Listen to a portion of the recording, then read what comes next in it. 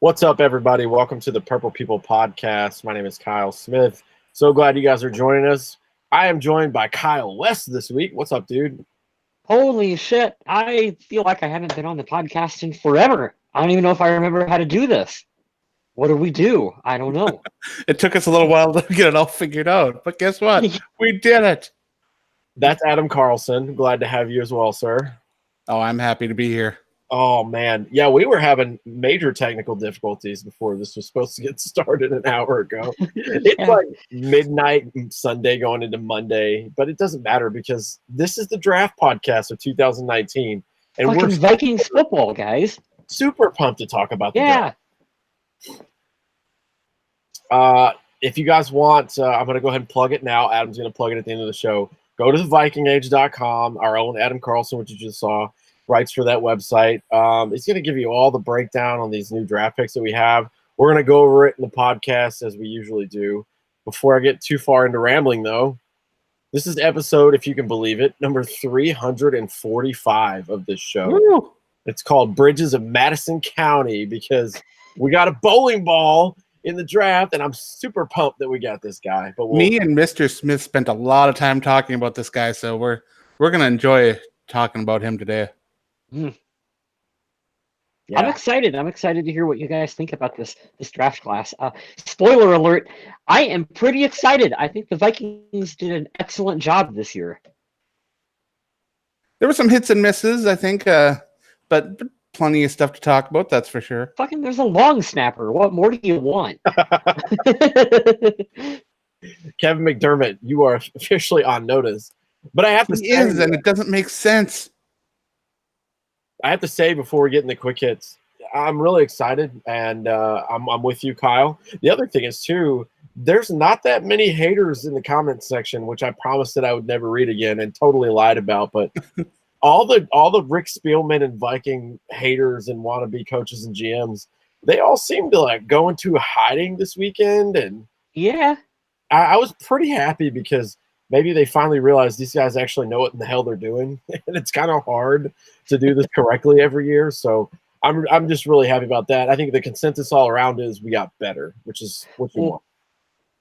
To be fair, everyone was losing their shit when the Vikings were trading back. I was because Well, me I and- know I was the one that was going to write up that third round pick. That was one of my pieces I had to do on the site. But on the Viking Age 2, we are going to be putting out what to expect from all these draft picks. So head on over there, check them out. They're all pretty in depth. So I think you'll enjoy them. Yep, we I'll live give by it a that look. right here. And we're going to be talking a lot about them. But we got a couple quick hits to fly through first, right? Ooh. We sure do. I'm going to do these a little out of order, but I'll let you guys rearrange them as we go. I'm excited because this is the first I've heard of this guy in a while, and I was really happy to read this sentence coming up. But Mike Hughes, former first-round pick from last year's draft, is ahead of recovery schedule, running at OTAs. That's I guess that's on the board for the to-do list. So that's pretty cool. Now, ahead of schedule, like Adrian Peterson ahead of schedule, or Dalvin Cook ahead of schedule? Because that's two very different things here. Well, Mike Hughes has had a little bit longer than Adrian Peterson did to heal up, so I don't expect him to have the freakish rejuvenation power that Adrian Peterson had. But Yeah. The fact that Mike Hughes is out there playing is a good sign, and the fact that Hughes should be expected to come back in and play at a high level this season, that there weren't a lot of setbacks like there were with other players when they were having their knee issues. It's a great sign.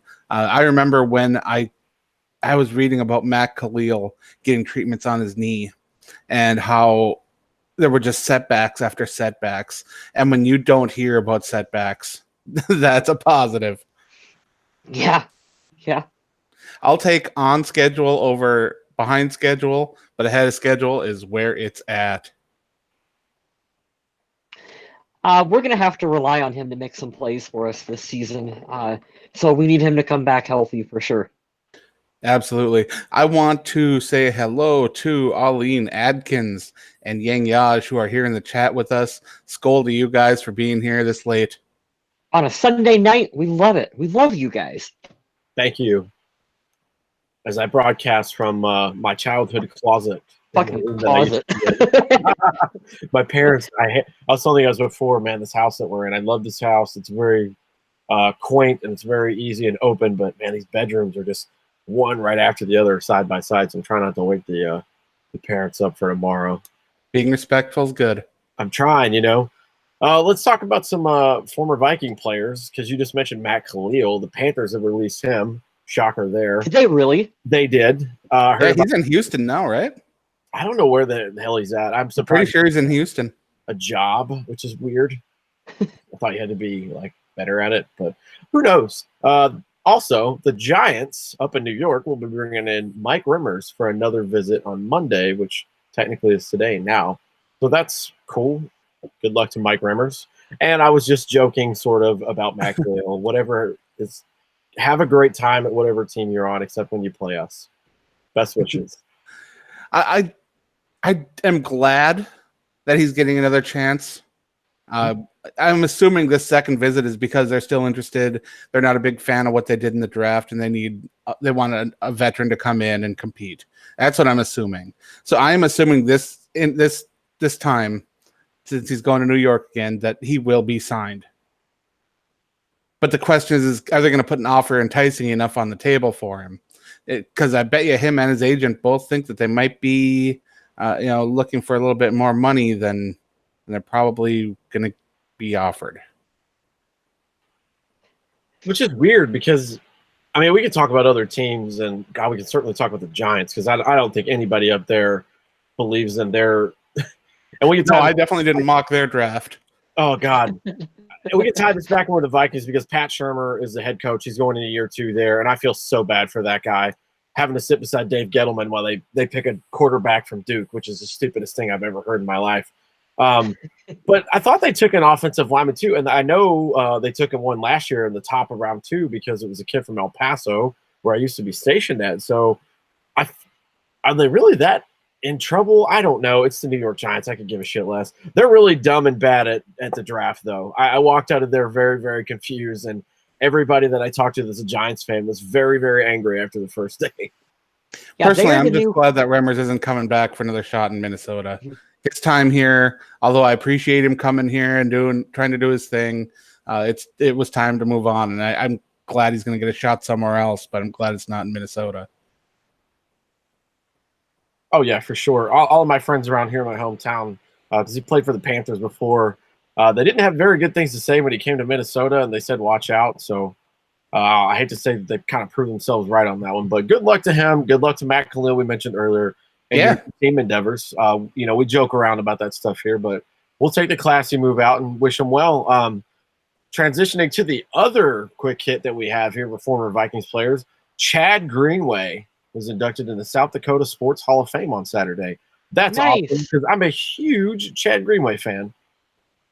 Yeah, we all are here at the podcast. Yep. I love those hard-nosed players that just will do whatever it takes to help their team win. It's not too often that a player gets to have the kind of career he had in the NFL and never be a problem off the field. So it's just great to see him being honored, and he's always traveling around right now trying to sell some of his Grey Duck vodka, which is pretty cool. So if you get a chance, if you see him, an opportunity coming up to go meet him. I know he just made a run through Iowa, and I think he's going into the Dakotas now. Mm-hmm. I just put together, and I'm probably the last person on earth that Grey Duck, not the Vikings reference there, but the rival is Grey Goose, and that makes so much more sense now to rival with the Vikings as well. That is so smart. Chad Greenway, you are a genius. It's good stuff. I do want to take a minute, and before we move on to the next topic, I do want to say hello to our 2 newest subscribers to the YouTube channel. Welcome as well. Oh yeah, yeah. I've been writing Walking Dead stuff all day, so don't mind me. Our 2 new YouTube subscribers, Chris Roberts and Reginald Augustine. Welcome aboard.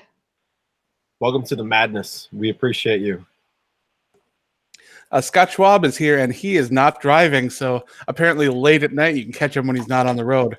I'm impressed, Scott. You're always driving. We also got Fire Breather in here, too, and he is just still baffled about the Giants drafting that quarterback. So I told you. Hey, They are the new Cleveland Browns. Oh God, that might be true. It's true. And Pat Shermer coached both of them. Oh my God. Here's something kind of fun. The Madden curse lasted about a half an hour this year. Yeah. Yeah, that's very true. Let's not talk about that. That's depressing. Damn Madden curse. It gets you every time. Man. If you guys don't know about that, just Google the Kansas City Chiefs and ask what the news is with those guys. Holy shit. Yeah. I'm glad we don't have those problems over here. I do love that Pat Mahomes. He's got some amazing plays on the football field, and I'm sure he's a fantastic athlete to put on the cover, but that organization's got some issues. Yeah, I like old Kermit the quarterback, but some of his teammates are not the brightest. Exactly. Oh, okay. Let's finish up the quick hits with some undrafted free agents, and I'm going to slaughter several of these names, so please bear with me. Are you going to Kyle slaughter them? Yeah. All right, so let's start things out with Tennessee cornerback Micah Abernathy, running back from Vanderbilt, Kari Blasingame. That's awesome. I love that name. I want him to make the 53. I know the Vikings put down quite a bit of money to bring in Washington quarterback Jake Browning. I actually had him as the quarterback in a couple of my mock drafts this year, so nice. I'm kind of excited to see him join in. Sam Houston State wide receiver Davion Davis, which is amazing. I do love that. Tight end Brandon Dillon from Marion. Eastern Illinois wide receiver Alexander Hollins. Western Michigan center John Kinoy. UCLA defensive back Nate Meadors. Miami defensive tackle Tito Odenigbo, which that is it's quite familiar sounding name. Wow. It is. Okay. And Georgia Tech defensive lineman Andre Saint-Amour. But the signing getting the most attention is UAB safety Marshawn Diggs. Yeah, Diggs. Deservedly so. I don't know shit about him. How come? Sell him on me. What are we excited about here? Well, he is the brother of one Stephon Diggs. So is he really? Pretty cool. He is. No shit. Yeah, and this is not the one that was promoting the Redskin shit, not him. This is not the guy other brother. Shop. That Trayvon is actually still at Alabama. I believe he's a defensive back as well. Yeah. But yeah, this is really cool. Stephon, I'm a big follower of all the Viking players on social media. Even the new guys that got drafted, the Vikings will tag them and everything. So they're on my list to watch. And they mentioned this guy, and then Stephon shouted him out. So he's like, hey, man, this is all God's plan. Come out here. Let's work together, blah, blah, blah. And what position did you say? Defensive back? Yeah, he's a DB. Oh, that's awesome. He's going to get like one-on-one coaching with Mike Zimmer. No matter what happens, his time in Minnesota is going to be valuable and fun. Oh, no shit. Yep. What an excellent position for him to be in. That's cool. I'm excited for that, too. Yeah, it's weird how that happens. When they saw the name and they put the correlation together, that I'm not saying that it had a major influence or a factor, but why wouldn't you? One of those little extra special little nuggets that go along with the signing like this. So I'm really happy for the other Diggs brother, and we'll see what happens with him and make it around. I mean, if you're the Vikings, he was undrafted free agent that you're signing, so it's a minimal contract to bring him in. And what Stephon Diggs can do, so why not give his brother an opportunity to prove himself in training camp and stuff? That's most of these UDFAs come in on a minimum contract, so if you end up cutting them, they don't even end up counting against your salary cap. Yeah.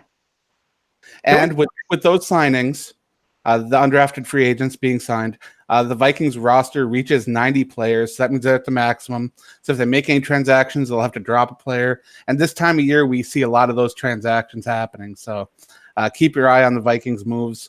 If they do make some transactions, it will have to require them dropping a player. They have to be out of money. What possible transactions could they make? They're over there liquidating their assets from this new stadium. Yeah. Right? And that's the funniest part too. Like, let's just break this down for a second. Like, the Oakland Raiders have no fucking money to pay anyone. They're really poor. And I love, hey, I love that fan base and the history and stuff, but let's just call a spade, all right? They're one of the poorest, if not the poorest team out there. The Wilfs have fucking money, but the NFL's stupid salary cap that they have forces people not to be able to throw extra money. Don't complain though, because the Vikings they can work the salary cap like magic. These other franchises, they don't know what they're doing. Yeah. This is an advantage for the Vikings having a salary cap.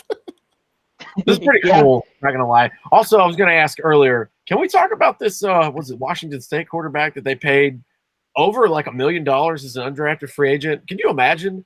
They're gonna get a punter, or not a punter, a long snapper in what, round 7, or like I don't know, whoever comes in on a vet minimum's like $900,000, but like the third string quarterback's gonna make more money than them.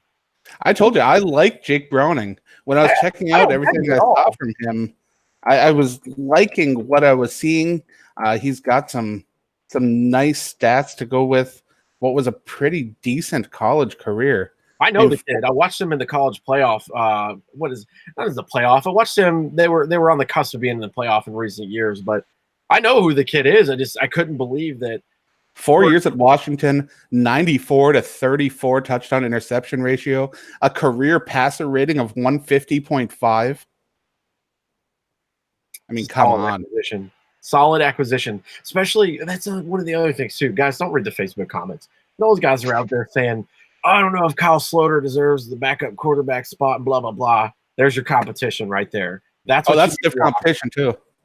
Let's watch that competition as the season gets closer and closer. We get into training camp, then we get to the preseason and see which one of these guys lights it up. I'm really excited about that. Really, Adkins does confirm in the chat that the defensive tackle the Vikings signed is, in fact, Ifeadi Ogunigbo's brother. What? Very cool. Very cool. That's pretty sweet. What are the odds of that when you have – all right, so you have the Griffins last year. They get on the same team from Seattle. And then this year we have 2 pairs of brothers that technically right now are on the team. On the same team. Yeah. That's weird. How many times has that happened? I'm willing to bet it's like, I don't know. Has it ever happened twice on the same team before? I don't know. We'll both wait until 53 to see how things shake out. Even the practice squad would be awesome for either of those guys. Ollie Adkins also adds in the chat that Browning is his school's all-time leading passing leader, and that makes sense too, because he was just awesome when I was doing my research on him. So if Diggs and his brother make it to training camp, do you think they stick them in the same dorm? Do they have to share? Do they have to share a room with one another? If they want to, yeah. I mean, I don't see why they wouldn't. Yeah. Well, you never know. Brothers aren't always that close. It's a question that if you're a basic white girl fan like I am, you know that if you paid attention to the small details, like, we can talk about this too because it just happened. But when you watch like 96 Questions with B-Rob and you watch and see the lockers, they don't put like all the wide receivers together and they don't put all the they like mix it up a little bit. It's usually randomly selected, like they're the locker mates. How does camp go? Do they put the guys in the position groups together? I think they put like rookies kind of together, don't they? Don't they kind of try to put like veterans that are gonna, like, you stick like Kirk Cousins with someone who's gonna make the fucking team and not a practice squad body? Like, isn't that how that works? I know that last year Kirk Cousins and Adam Thielen got to choose their roommates. So I'm assuming the Vikings work off signups. Yeah. That's pretty cool. I'm always curious to see how that works, what the madness is behind it, or if it's completely random when it comes to that. Adam, you'll have to refresh my memory from last week. Did we talk about B-Rob retiring last week? We did in the chat with us. I don't think so. I don't think that happened on last week's. That like just happened, didn't it? Well, anyway, we're talking about it anyway. So he officially retired as a Minnesota Viking. Yeah, signed that one-day contract. Yeah. We kind of assumed that he was retired anyway, but it's nice to have it official. Yeah. On April 24th of this year. So yes, that was after the last podcast with me and Adam, and up to this week, so we can talk about that together. Yeah, if you go on YouTube and you go to the Vikings channel, like I was just talking about, you can actually find they did a little compilation of 96 questions, which was awesome. Such an awesome thing that they did, and they have pretty much the compilation of his greatest questions on there. So yeah, let's talk about B-Rob and how cool it was. How many seasons did he play for us? I mean, I think it was 10. Was it 10 seasons?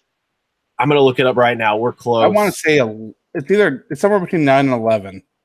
Year 2007 when he came in. Yep, 2007 to 2017. That's 11, cool. yeah.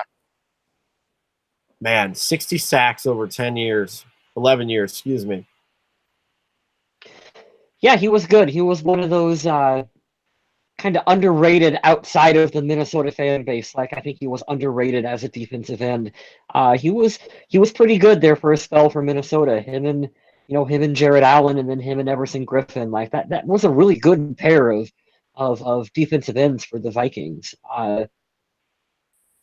I'll be curious. Do you guys think he will do like K-Fan? Like, is he going to show up kind of like what Ben Lieber did? Will he be in the media, or is he just going to go hunting and fishing? You think he's just going to go hunting and fishing? I think he's going to fish full time because he has the Reelman Foundation, and he's got a skill outside of football, which was his fishing stuff. So I think he'll stay busy with that. I'll be interested to watch and see if he shrinks in size like all these guys do when they get out of the NFL and they're not throwing in 8,000 carbs in their body every day and working out for 6 hours too. I know he's a season removed, and this is really cool. I'm sure, speaking for him, and I have no idea that coming from last year, he probably waited to see if another team would take him. But this is really cool. He spent all of his career in Minnesota. I'll read you some of the stats real quick. So he finished with 60 total sacks. He had 19 passes defended, 13 forced fumbles, and 8 fumble recoveries while he was with us. So those are pretty cool stats. He's a solid starter for us and a stand-up dude, which is what we love here. You just like the guy who comes to work, does his job, doesn't get in trouble, and it's just a bonus when you have something to see his personality come out, like the 96 questions thing, and see how funny the guy is too. Absolutely. So let's jump into some draft talk. What do you think? Yes, let's talk about that cornerback we drafted in the first round. Oh, wait, we didn't. We got us a guard, or a center, I mean. Rick Spielman is still out at home. Vikings drafted an offensive lineman. But let's talk about that offensive lineman, because a lot of attention was given to finding an offensive tackle or a left guard to just plug into the system right away. Instead, the Vikings go out and get the highest rated center in the draft, who has just been having an amazing season in college. Comes out, Garrett Bradbury, expected to be the team's starting center. This will move Pat Elflein out to the left guard spot. And honestly, as I've said before on the show many times, that left guard spot was the only one that was desperately in need of some help. And they got it by filling it with a player they already have on the roster, and by bringing in a center who should be a very, very effective blocker in both the run and the pass game. Right. They did this really kind of smart thing where they fixed 2 positions of need with 1 draft pick. Well, I also got to be a bit harsh here too, because last year Pat Elflein was struggling badly at center. He put forth one of his worst seasons since coming to the Vikings. He did an amazing job as a rookie, but after coming back from that injury at center, he just was not looking like himself. So this will be nice. It'll let him focus more on his blocking. Elflein played guard at the college level, so this is not something new to him. And honestly, right now, with the offensive line the way it is, as Yang Yao says in the chat here, Riley Reif, Pat Elflein, Bradbury, Klein, O'Neal, I'm okay with that. That's a definite upgrade over last year. That's what we set out to do. Last year it was just a guy at both guard positions. And this You're year, not in a closet anymore. What just got happened? real guys. Yeah, we're burning the battery on this laptop, so I'm going to charge so it doesn't die. Yeah. I'm very happy to tie it for me personally. I knew about this kid because he's from Charlotte. He went to NC State. I believe Daniel Jeremiah said, and I'm going to reference him a couple times on the show just because he was all over NFL.com and helping, evaluate the Vikings. But he said this is the best center that's came out in quite a few years. Nice. Not only is he huge, but he's really, really athletic and really lean. And I just like the guy because he's going to add a piece, like Kyle said, to. Sorry. We fixed 2 spots with 1 pick, but can really take over and change things. And he's going to be a starter day 1 for the team. And the best part about this is all the Vikings fans were going to shit their pants if we didn't take an offensive lineman in the first round. And we ended up taking one of the best ones that they had overall. So I'm really, really happy with this pick. Really, really happy with it. Did you hear he wants to get into coaching? He talked about that during his press conference, like where they they were introduced asking him. what would he do if he couldn't play, and he said that he would have coached because he loves the game so much, and I really respect that. Yeah, and then I think in Spielman's press conference, he was talking about how smart he was, like retaining information, and like you show him the plays, and he can break it all down on the whiteboard and explain everything, and that's exactly what you want from a center, because a center, at least my understanding of it, is you have to know the whole offense. You got to be able to read what's in front of you and help your quarterback out. So you need someone who's like a coach on the field at that center position. Just to taper expectations a little bit, I have heard some experts already say that he could be the next Mick Tingelhoff for the organization, and I ain't putting that kind of expectations on anybody. Wow. I'd be fine with play his own game, but I'd be fine with the next Matt Burke. Oh, sure. Yeah. Absolutely. But yeah, going all the way back to Tingelhoff might be a little much. Yeah, that's lofty. We're not asking Pro Football Hall of Fame. We're not even asking Pro Bowl or All Pro. We're asking for a solid, reliable center that can do the job for many, many years. Yeah. If Tingelhoff is your ceiling and you fall a little short of that, then I think we're going to be okay. Okay. How many seasons did he play without missing a game, Adam? Oh my goodness, I don't even know. It's double digits. Yeah. That's unbelievable. I don't remember what it is either. Maybe someone in the chat can tell us. And I don't believe Bradbury missed a game either when he was playing center. I think durability was one of the main reasons they even went after him. Awesome.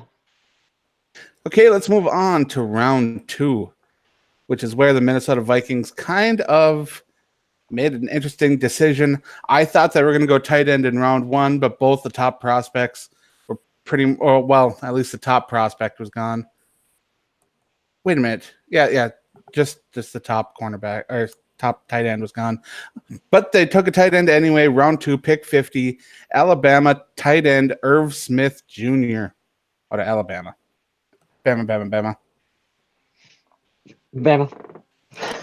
Now, Irv Smith is a strange tight end to talk about because he isn't that massive target that you think about when you hear about a receiving tight end. At 6'2", yeah, at 6'2", he's a little smaller than a lot of people think of when they think of those big pass catchers. But his athleticism, his ability to evade tackles, and especially his yards after the catch are what are so appealing for this guy. The Vikings made no secret that they really liked him when they brought him in for their evaluation before the draft. I figured because of the love I was hearing for this guy that the Vikings would take him. When the first round came around, they didn't take a tight end. I immediately thought at 50, if Smith's there, he's going to be gone, and that's what happened. Yeah, you guys look up the stats for the yards after the catch for Irv Smith Jr. It's ridiculous. Like I mentioned earlier, I said I was going to hit on Daniel Jeremiah and a couple of points here, and this is the other. He believes, and this is in writing from the weekend, that Kyle Rudolph may have played his last down as a Viking. I don't think that's the way. You think so? I personally don't think so. No, nobody here in this trio thinks that either. I think he's got one more season in Minnesota. I don't see him resigning unless it's for a discount. He's going to take a hometown discount to stay. Yep, he's going to have to, as Adam said, he's going to have to take a pay cut, and that'll be next season. It's not going to be this coming season. if he leaves at all. We don't know. He wasn't moved around. There was a lot of talk on Twitter and rumors flying around that there were some Viking veterans that might be on the chopping block or the trade block because, we can get draft capital and blah, blah, blah, and we can save some money. But as we will talk about the draft as it progressed, Slick Rick did what Slick Rick does, and he acquired more capital without having to lose players. For the Vikings to want to part with any of those players, a team would have needed to give an offer that would have blown the Vikings away. Like, for us to part ways with Kyle Rudolph, you're going to give us a first-round pick? Like, that, it would have taken, a big offer like that, plus a player. And obviously no one did that, and that's why all these guys are still with the team. Like, if you want us to part way with our veterans, it would have had to have been above market value, I think, for them to want to do that. Now, the Vikings drafted Tyler Conklin last year. They've still got David Morgan, and they have Kyle Rudolph, and now they've got Irv Smith Jr. And I expect all 4 of those guys to be on the Vikings 53. That was my next question for you, Adam. We kept too many running backs last year. We don't need to do that again. We'll go heavy with tight ends. That makes more sense to me.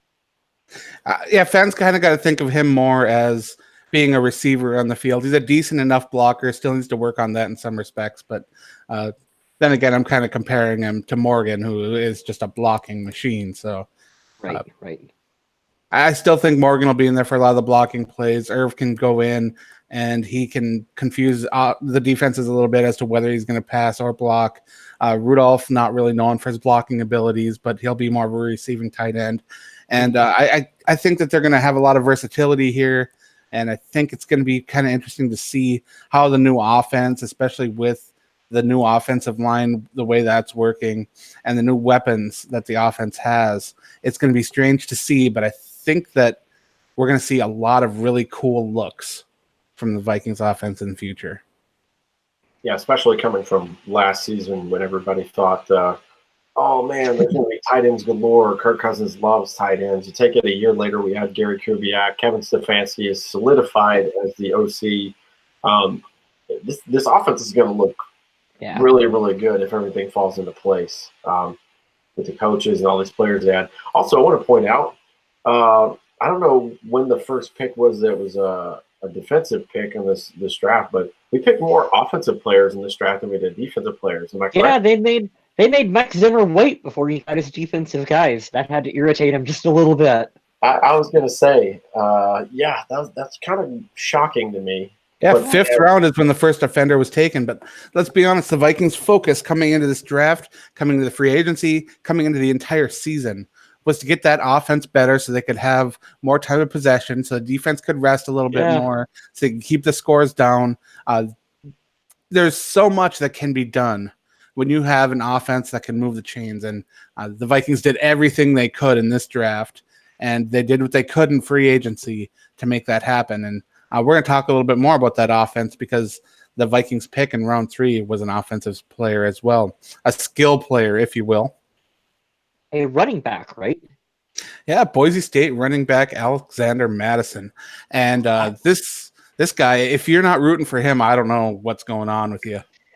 He's the one that I haven't had a lot of time to watch highlights and stuff, but he's been the one that I've dove a little bit into, and I'm excited to have this kid on the team. He scored, 17 fucking touchdowns last season? Come on. Yeah, I'll take that production on this team. Now, there are some negatives that come with Mattison. He does not have that top gear as a running back. You're not going to see him break a 70-yard run and have nobody catch him and just burn everybody. But he will pick up the hard yardage. He does have that bowling ball frame with some athleticism to be able to make players miss. He fights hard. He's got determination. He'll fight for the sticks. He'll fight for the goal line. And every time you watch him play, you know you're getting a high-effort player who holds on to the football for one thing. And those are the kind of players that you really want. He reminds me a lot of Latavius Murray in the fact that he is a short yardage specialist. He'll get you those yards. Yeah. But you can't really count on him to break a big run. He's my favorite pick from this draft. Awesome. obviously we needed help on the offensive line, which we addressed many times in free agency and with this draft. Irv Smith was a steal at 50, but the biggest glaring need that we had was who the hell is Dalvin Cook's backup going to be? We talked about this a lot of times on the show. We are fans of some of the running backs that are on the roster, but we didn't really trust any of them to step up. Yeah. And now with this pick, if you go back and you watch game film, not highlights, game film of this guy, you will see him plowing through people, finding some holes to run through. He's very patient. He's very tough, very smart. And you'll see a player that will fit in very well. And now, if something happens, knock on wood, and Dalvin Cook is unable to play, I am confident that things will be okay with Mattison in the backfield. Mattison, of course, if you take a look at the workload that he had in college, you know that he can be that bell cow if they want him to. And the good thing is that he won't have to be. He'll be a great change of pace running back and catch the ball out of the backfield and pick up those short yardage plays, and that's what the Vikings were really looking for. That's why I'm not surprised he was the pick. Basically, Dalvin Cook is going to get all the yards, and this new kid's going to score all the touchdowns. Oh, very possible. Very possible. I have to hit on two things, and then we can go to the next pick. But Rick Spielman said about this guy in his press conference, I think it was that day after rounds 2 and 3, but he said, this is a kid who only gets better the more he gets the ball, which is amazing. But if you guys, and you notice that if you watch game film too, he wears down those opposing defenses. It's just brutal the way. Another thing that he needs to work on pretty badly is, it's great that he's got heart and determination, but there are times when you need to go down just to avoid that big hit or the ball getting stripped away. And I'm sure that will come for him. But right now, when you watch those games, that's one thing that he just refuses to give up. At the NFL level, there are going to be people tearing at that ball. There are going to be people looking to make that big hit. And he's got to know when to go down. Right. Yep. That was my other point, too. If you guys want to go to the old YouTube and look his highlights up, the thing that I loved most and what made him my favorite pick was it visually jumped off the screen how much effort this guy was giving. It's insane. Just we need you to get 5 yards. He's like, cool. If you look ahead in the future and they say, well, you're only going to get 9. It's the funnest 9 yards you'll watch. Just him running people over and having people dragging him, and just keep going. He reminds me a lot of Marshawn Lynch when I watch. I really, really like this kid. And every time you start to really compliment his power, he'll do a finesse move and juke someone right out of their shoes or jump over someone. And you're like, what? Where did that come from? You guys should be excited about him. Do your research and do yourself a favor and go to YouTube and check out his highlights from this last year. It's really good. Awesome. Oh, yeah, the highlight videos that they have on YouTube are just insane, and I'm really excited too. Round 4, we've got Drew Samia, the guard from Oklahoma. Now, I was not quite in the market for another guard quite yet. I figured they'd want some depth and rotational players. But when you bring in a 4th-round player to compete for a starting job or to grow and develop, you can't really do much better than finding a player who was expected to be drafted sooner, and yes, that's a pun, and has a real mean streak. So I think this is another pick fans should kind of be a little bit excited about. I know he's an offensive lineman, but he could be a key piece for this offensive line in the future. Number 1. And who knows? He may even beat Klein out. You never know. Number 1, for all the people that wanted us to go get line help, you can shut the hell up now because there's 2 picks out of the first 4 rounds. And the other thing, too, this is a cool kid to good for a social media follow. He said that he was so excited to get here and start working. He got emotional, but he said, you guys should be very happy because I'm the nastiest player in this draft. Well, that was him that said that? That's a cool quote. And any offensive lineman that says that, yeah, I'm on board for that. Yeah, I'm all for it. Offensive line ain't a sexy pick, but the Vikings are doing what they can to make sure this offense can work. And when you take a look and you see that the Vikings' first 4 picks in the first 4 rounds were all offense, that shows you how committed they were to getting that offense back on track. And anyone who was watching games last year has to realize that this is exactly the way things needed to go down. Yep. Especially after the Vikings were able to bring back some of their players. Bringing back Anthony Barr made it so that they didn't have to draft a linebacker early. And it opened up for them to be able to grab these players. So that's real exciting. 5th round, we've got USC linebacker Cameron Smith. Cameron Smith right now should be seen as a backup special teams player to grow and develop it within the squad. At round 5, to get a player like that it's a pretty good pick. I don't see him competing for a starting job right away, but I think that in a Mike Zimmer defense where you've got 2 linebackers pretty much written in as ink as starters and one spot that could be beaten out, I don't know. To me, I'm not quite ready to see him take that job, but he's got a lot of things that the team really liked when they were observing him. He's a smart tackler. Yeah, I believe Spielman said that they think that they can train him at any of the spots at linebacker on the field. So that versatility is great for being able to learn and grow and like eventually make a roster spot. No, I've said on the show before several times that the Vikings lacked depth at linebacker behind Eric Wilson, and Cameron Smith should fill in pretty well right there. And of course, he was the second Smith taken in the draft, so Kyle Smith has to be excited about for those Smiths. Got lots of options for jerseys. I don't know who I'm going to pick to buy a Smith jersey. We'll figure out who's the least valuable to the team, because every time I get a jersey, something awful happens. So yeah, that's why I quit buying player jerseys. Firebreather says, I honestly think that we have no weaknesses on the team anymore. And yeah, if you take a glance at the roster, you see it's stacked, but there are some spots that I think could use a little bit of an upgrade, and we'll talk about those in a little Cousins. bit. I coughed there for a minute. God bless you. Thank you. Round 6, defensive tackle Armon Watts out of Arkansas. That's an awesome name. Now, I'll be honest, I don't know much about Armon Watts. Every time I did a lot of my draft previews and stuff, he was never one that I had a lot of research done on, or that would be a really great fit for Minnesota. But we did address defensive tackle as being a need for the Vikings. Shamar Stephen, of course, coming back to the Minnesota Vikings to start. And now they've got another person to put in that rotation to maybe be the backup or rotational defensive tackle. And in the 6th round, again, we're talking later round picks here where it's okay if they don't really pan out. I don't think this was a bad pick at all. This is where you start to get into the analytics side of things that Spielman is really big into, where they start to break players down and they go like athletically, your measurables. These are who the guys that we think are the best athletes on the board. And I think that was how you start to get some of these later round picks.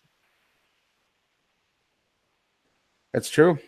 Yep. Yeah, there was a point over the weekend where I'd messaged these guys in the group chat. I was like, well, this is about the time I want to punch Slick Rick in the face, because we start trading back. All you guys had the same feeling I did towards this draft. He said, I can't believe Terrell Hanks didn't get drafted. And I think I had Terrell Hanks in at least half my mocks throughout the entire time. And I had him as high as a 3rd or 4th round pick. And to see him just completely go undrafted just baffles me. It makes me wonder if there were some issues with his interviews, at his workouts, or what. But the fact that he wasn't selected just does blow my mind. But there were several more players who were drafted by Minnesota. Round 6, defensive back Marcus Epps. Marcus Epps should be seen as an absolute project and a special teamer with a lot of athleticism. But he will have to work a lot on his coverage. And let's be honest, for a player who needs some help developing but has some natural talent, Minnesota is a pretty good place to be. Well, you knew Zimmer wasn't going to go a whole draft without taking a defensive back. That's true. That's not going to happen. He's going to get him a defensive back, guys. And he's going to turn him into a fucking Pro Bowler. Just watch. I'm just really proud of him for waiting, what did you say, the 6th round? 6th Yeah. round. Yeah.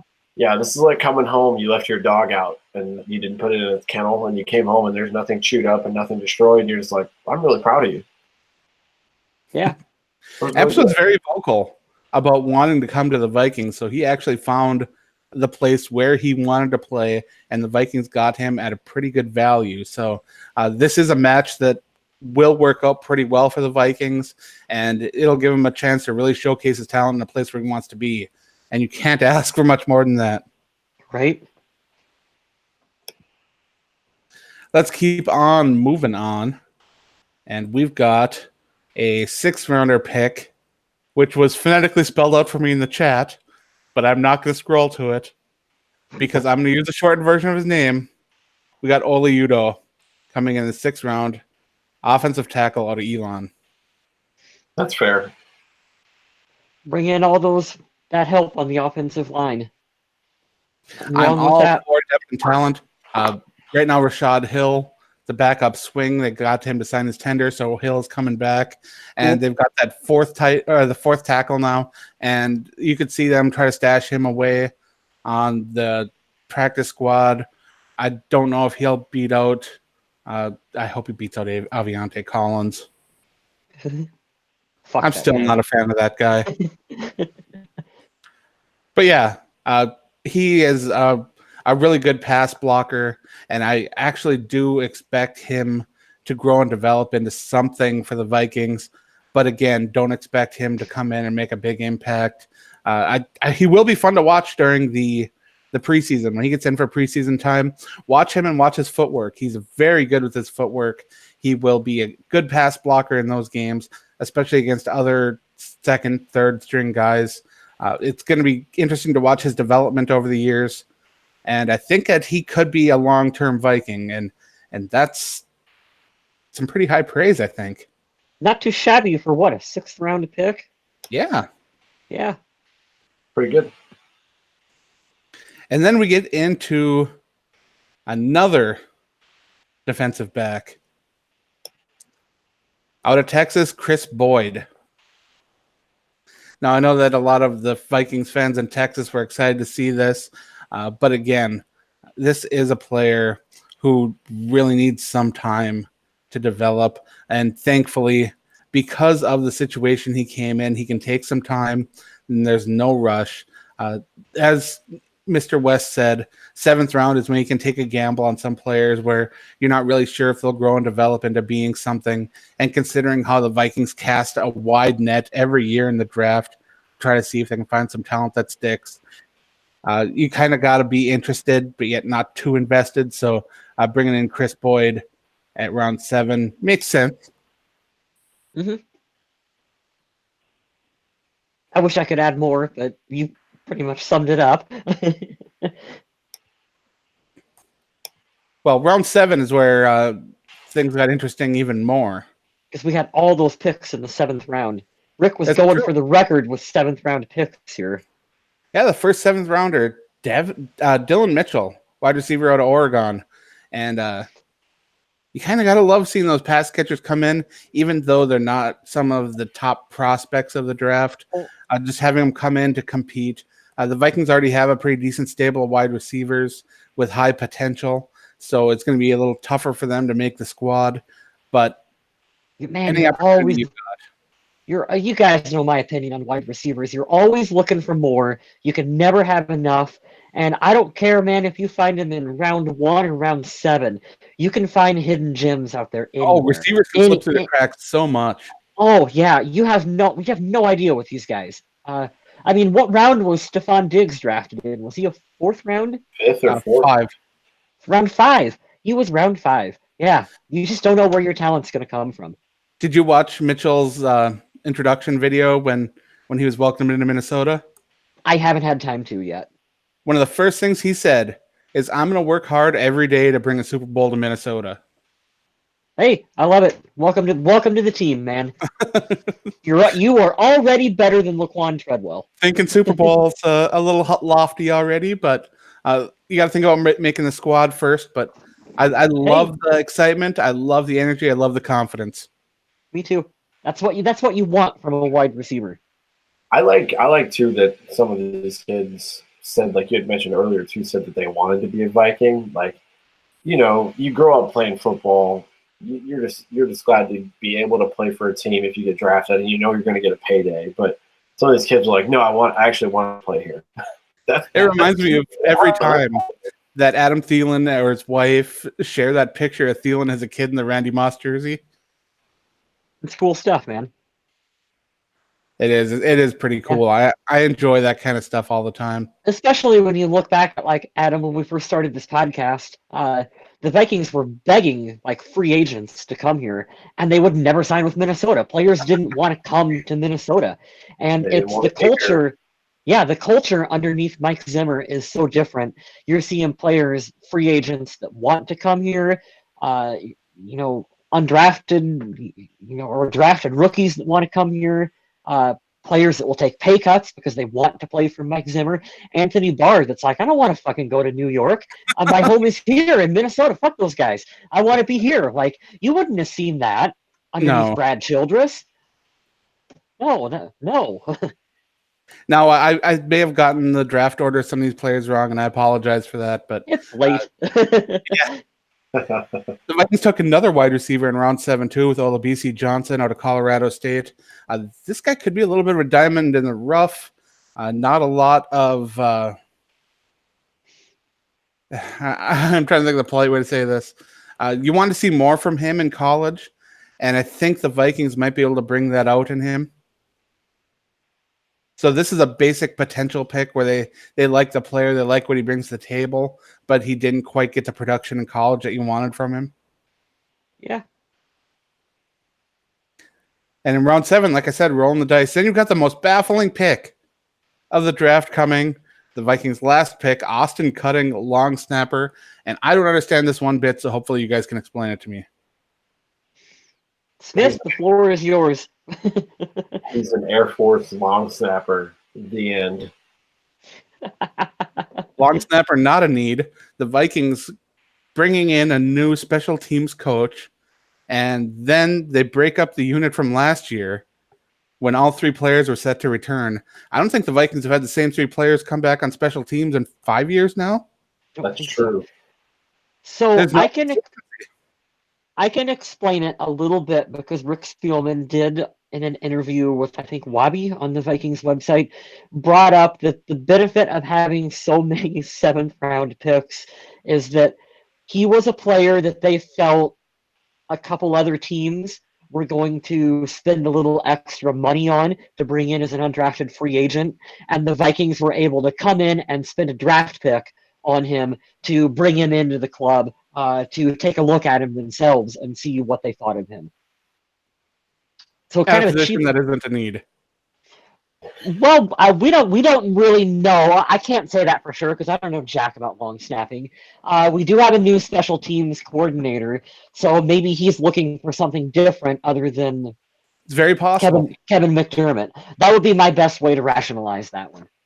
Yeah, right now the pick looks really confusing.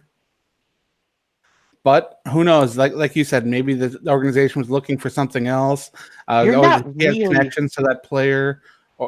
There's so much that could be happening there that you don't know. You're not really out any. I mean, you're not out anything. It's a 7th-round pick, a late 7th-round pick. Arlene Atkins in the chat says he heard that it was going to be either Cutting or Browning, but there was more interest in other teams for Cutting, which is apparently that's also what you said, Mr. Smith, right? Yeah. Sorry, I'm looking through to see if anybody got stuff right over here going forward because I'm just looking through the draft stuff because I love it. Sorry. I was going to say about this kid. I forget who they said it was before too, but maybe they're just projecting ahead. I don't know. Competition. Who knows? I'm just glad it's the 7th round and it's not a 5th round on a kicker like we did last year. I don't know what the fuck that was about, but I'm surprised there hasn't been more outrage about this pick, honestly. But after your GM turns 4 or 5 picks into like 12, I don't think there's much room to complain. We pretty much traded down 4 times in the 3rd round. I mean, how do you not come out of this feeling good? I feel like this might have been the best drafted I think it's a solid draft. It's a solid draft. Now looking back on it and trying to figure out why Spielman traded down so many times in the third round, it absolutely made sense. He wanted Mattison there, but he knew it was a little too high to take him, and the other teams that were drafting likely wouldn't be taking him. So he tried to get a little bit more capital. And now looking back on it, all those trades make sense. But at the time, man, was it frustrating when I was watching. I'll put it to you in the terms that I heard over the weekend, because I listened to a ton of podcasts trying to explain exactly what the hell happened. But in a nutshell, you've had this group of players here in the top tier, and if it's not 1 through, we'll say 18 to 20, then it falls into late first round, second round pick, and then we start talking about value. You think of it as buying a car. Why would I overpay for a car? Right. I can wait it out, or I can go this route, do this other thing. Well, when it comes to these mid to late round players, what's the difference between the guy getting picked at 74 versus the guy getting picked at 100? Is there really that big of a drop off? No. And even when we talk about the earlier parts of the draft, you have teams that pick players that have no business going as high as they should. Right. See the Oakland Raiders and the New York Giants for this year's draft. I'll tell you right now, I live about let's say about an hour and a half away from Clemson, the national champions of college football.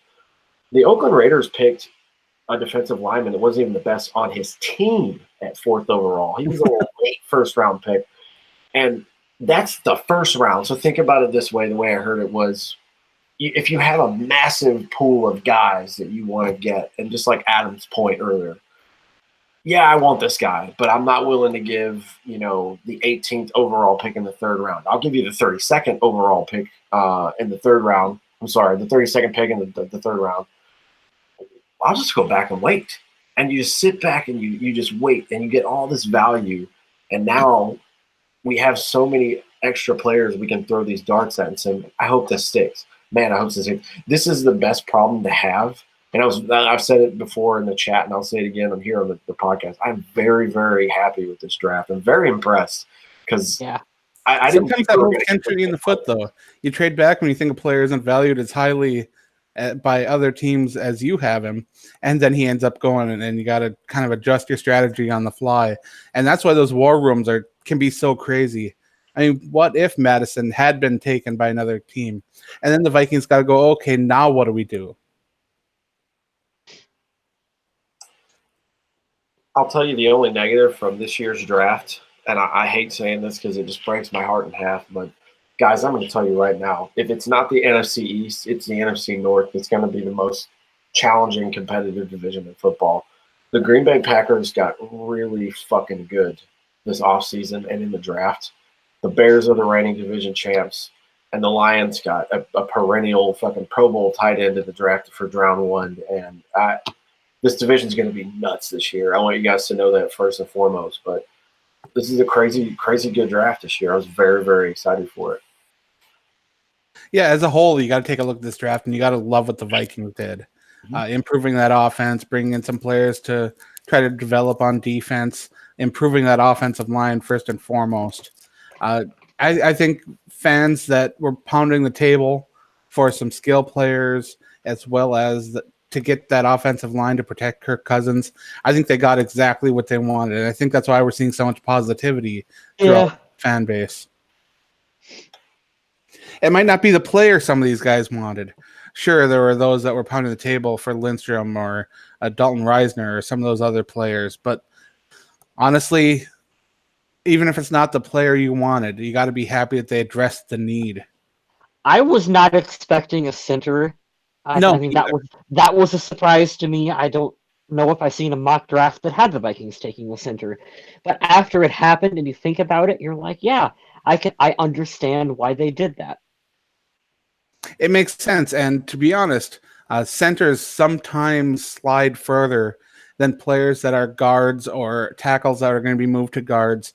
And to get a better player at a position that isn't as highly coveted at that point in the draft and be able to move one of your other players to that spot where they may be a better fit, it was really, really an interesting and good move. Yeah.